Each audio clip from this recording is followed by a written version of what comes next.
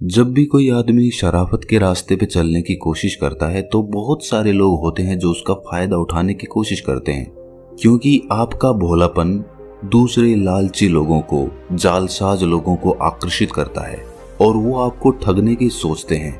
लेकिन जब आदमी ध्यान करना शुरू करता है तो उसके अंदर प्रेम की उत्पत्ति होने लगती है, जिससे उसके अंदर एक सरलता पैदा होती है, एक भोलापन आता है, एक प्रेम भाव आता है।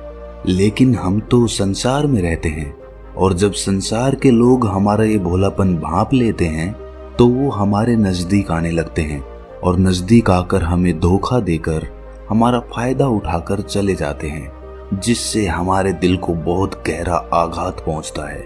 हमारे मन के अंदर एक शूल सी चुभ जाती है और हम अपने आप से ये सवाल पूछते हैं कि क्या शराफत की जिंदगी जीना गुनाह है?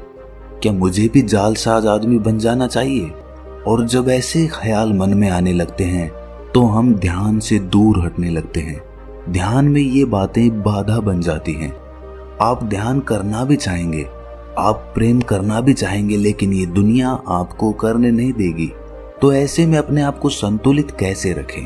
बहुत बड़ा सवाल है और इसका हल जानना भी बहुत जरूरी है, क्योंकि अगर आपको धोखा मिला तो आप कभी भी ध्यान की तरफ नहीं बढ़ेंगे, अपने जीवन में आध्यात्मिक उन्नति नहीं कर पाएंगे।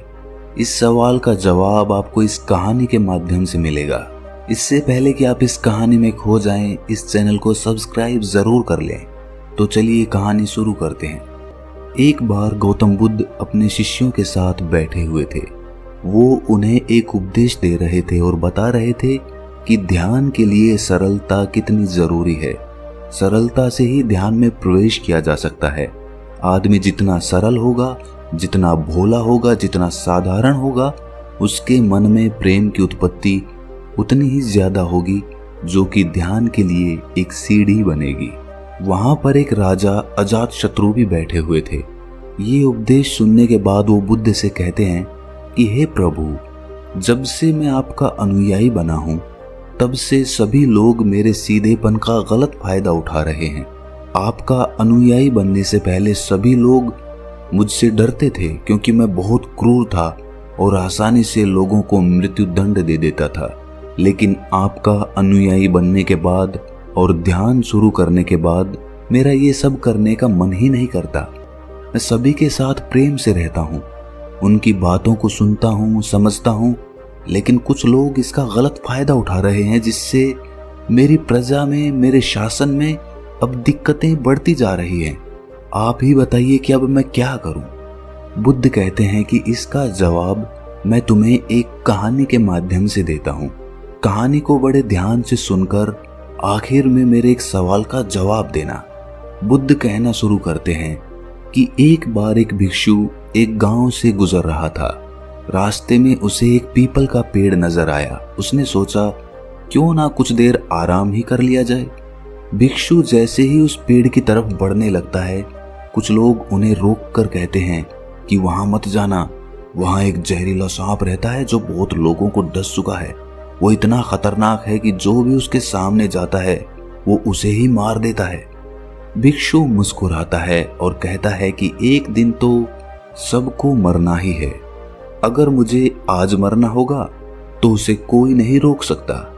ये कहकर भिक्षु आगे बढ़ जाता है और पेड़ के नीचे जाकर बैठ जाता है। तभी वहां पर सांप आकर उस भिक्षु से कहता है कि हे भिक्षु, क्या तुम्हें मुझसे डर नहीं लगता कि मैं तुम्हें मार दूंगा? भिक्षु बड़े प्रेम से कहता है कि भाई, इसमें डरने वाली कौन सी बात है? तुम जो भी करते हो वो इसीलिए करते हो ताकि कोई तुम्हें मार ना दे। डरते तो तुम हो, इसीलिए तुम सबको मार देते हो। मुझे किसी बात का डर नहीं है। तुम दूसरों को डसते हो, मैं नहीं। मुझे मृत्यु से कोई भय नहीं है, ना ही जीवन की कोई लालसा। मुझे कोई नुकसान पहुंचा ही नहीं सकता, तो मैं तुमसे क्यों डरूंगा? ये सब सुनकर सांप हैरान हो जाता है। उसने आज तक ऐसे ही आदमी देखे थे जो उसको मारने की कोशिश करते थे, उससे डर कर भागते थे। पहली बार उसने किसी को देखा था जो उससे नहीं डरा। ये सब देखकर सांप उस भिक्षु के पैरों में गिर जाता है और कहता है कि हे प्रभु, मैंने आज तक जो कुछ भी किया है सिर्फ अपनी जान बचाने के लिए किया। यदि ये रूप धारण नहीं करता तो लोग मुझे मार देते। भिक्षु ने कहा कि तुम बिल्कुल सही कह रहे हो, लेकिन यदि तुम इस जीवन के मोह से मुक्त होना चाहते हो तो शांत हो जाओ और जानो कि आज नहीं तो कल जीवन खत्म हो ही जाएगा। इसीलिए तुम्हें लोगों को डसने की जरूरत नहीं है। इतना कहकर भिक्षु वहां से चला जाता है और सांप ये तय कर लेता है कि आज से कोई गलत काम वो नहीं करेगा और उसने सभी को डसना छोड़ दिया। लेकिन इसका उस पर उल्टा प्रभाव पड़ा। जो लोग उससे डरकर भागते थे वही अब उसे मारने की कोशिश करने लगे, उसे चोट पहुंचाने लगे। सांप बहुत दुखी रहने लगा। लोग उसे तरह तरह की चोट पहुंचाते। कोई तो उसे मारने के लिए उसके पीछे लकड़ी लेकर दौड़ता। वो अब लोगों को कोई नुकसान नहीं पहुंचाना चाहता था और सभी लोगों को प्रेम करने की कोशिश करता था, लेकिन लोग इसका गलत फायदा उठाते थे क्योंकि लोगों का जो उससे डर था वो खत्म हो गया था और अब लोग उस समय का बदला उससे ले रहे थे जब वो सांप उन्हें डराता था। ऐसे ही वर्षा ऋतु बीत गई। वर्षा ऋतु बीतने के बाद वही बौद्ध भिक्षु उस रास्ते से वापस जा रहा था। वो फिर से उसी वृक्ष के नीचे आराम करने के लिए बैठ गया। उस सांप ने उस भिक्षु को देखकर पहचान लिया और वहां पर पहुंच गया।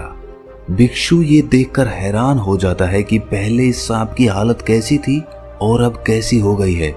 उस सांप ने भिक्षु को देखकर कहा कि जब से आपने मुझे समझाया मैंने दूसरों को नुकसान पहुंचाना बंद कर दिया, लेकिन लोग मेरे साथ इस तरह का व्यवहार करने लगे हैं, मुझे चोट पहुंचाने लगे हैं, मुझे जान से मारने पर उतारू हो गए हैं। अब आप ही बताएं कि मैं क्या करूं? मैं सही रास्ते पर चलकर सबसे प्रेम करूं या फिर मैं उसी तरह रहूं जैसे मैं था, सबको डसता रहूं ताकि लोग मुझे चोट ना पहुंचा सके? हे भिक्षु, मैं निश्चय नहीं कर पा रहा हूं कि जिस रास्ते पे मैं चल रहा हूं वो सही है या गलत है। अगर इस रास्ते पे मैं चलता हूं तो मैं तो जी भी नहीं पाऊंगा। आपके जाते ही ये लोग शायद मुझे मार ही डालें। आप ही बताएं कि मैं जीवित रहने के लिए दूसरों को क्यों ना डसूं? भिक्षु कहता है कि हे नागदेव, मैंने तुमसे ये नहीं कहा था कि तुम अपने स्वभाव को ही बदल दो। क्रूरता तुम्हारा स्वभाव है। यदि यही तुम्हारा नहीं रहेगा तो लोग तो तुम्हें मारेंगे ही, पर इसका मतलब ये नहीं कि तुम अंदर से अपना उद्देश्य ही गलत रखो। आपको भीतर से अपने आप को सही रखना है और आपको बाहर से वही दिखाना है जो जरूरी है। सांप एक जहरीला जीव है, इसीलिए लोगों के मन में उसके लिए भय, डर होना जरूरी है, क्योंकि उनके अंदर तुम्हारे लिए डर नहीं होगा तो वो तुम्हें हानि पहुंचाएंगे ही। परंतु तुम्हें भीतर से खुद को सही रखना होगा। तुम्हें लोगों को नुकसान नहीं पहुंचाना है, बल्कि उनके अंदर अपना डर बनाना है। जब लोग तुम्हारे पास तुम्हें चोट पहुंचाने आते हैं तो डसने की बजाय तुम डसने का दिखावा करो। अपना सर उठाकर अपने फन को लहराओ ताकि लोग तुम्हारे पास ना आ सके। भीतर से तुम किसी को डसने के बारे में सोचना भी नहीं, लेकिन बाहर से सबको ये दिखाओ कि तुम उन्हें डस सकते हो और तभी तुम अपने आप को सुरक्षित रख पाओगे। ये कहानी सुनाने के बाद बुद्ध कहते हैं कि अजातशत्रु, तुम इससे क्या सीखे? अजातशत्रु कहता है कि हमें खुद के स्वभाव को नहीं बदलना, बल्कि भीतर से खुद को बदलना है। वो कहता है कि मेरी भी हालत, हे बुद्ध, पिछले कुछ दिनों से सांप की तरह हो गई थी। मैं निश्चय ही नहीं कर पा रहा था कि मैं अपने राजपाट के कार्यभार को कैसे चलाऊं, क्योंकि राजपाट चलाने के लिए राजनीति भी जरूरी होती है, लोगों को दंड देना भी जरूरी होता है। उसके बिना तो राजपाट चल ही नहीं पाएगा। लेकिन दूसरी तरफ मैं आपके उपदेश सुनता था तो मुझे लगता था कि जब तक मैं प्रेमपूर्ण और सरल नहीं होऊंगा तब तक मैं ध्यान को उपलब्ध ही नहीं हो पाऊंगा, और इस असमंजस ने मेरी रातों की नींद उड़ा दी थी। लेकिन आपकी इस कहानी से मैं भली भांति समझ गया हूं कि मुझे ध्यान करते हुए, अपने अंदर सरलता लाते हुए, प्रेम लाते हुए अपने कर्तव्यों का निर्वाह करना है। लोगों को ये महसूस नहीं होने देना कि मैं सरल हो गया हूं और मैं किसी को कठोर दंड नहीं दे सकता। इन दोनों में जब सामंजस्य बैठेगा तभी मेरा जीवन भी अच्छा चल सकता है और तभी ये राजपाट भी चल सकता है।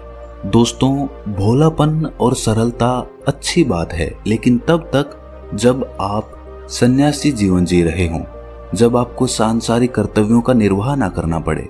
लेकिन जब आप संसार में रहते हो तो आपको सांसारिकता में घुलना ही होगा।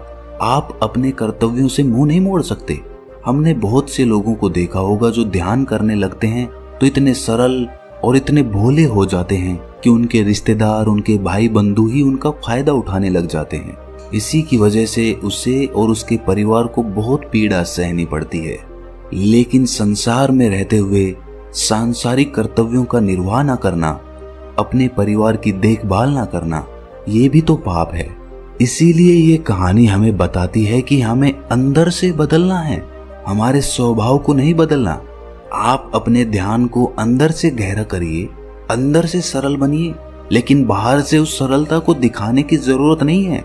लोगों को ये जताने की जरूरत नहीं है कि मैं ध्यान कर रहा हूँ और ध्यान से मेरे अंदर ऐसा बदलाव आ रहा है। ये तो आपका अहंकार हो जाएगा, आपका घमंड हो जाएगा।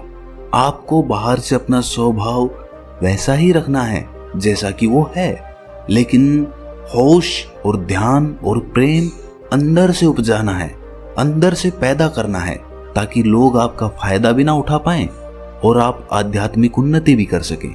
तो दोस्तों, कैसी लगी आपको ये कहानी कमेंट सेक्शन में जरूर बताएं, और अच्छी लगी तो इस चैनल को सब्सक्राइब जरूर कर लें। तो मिलते हैं अगली कहानी में, तब तक के लिए अपना ख्याल रखें।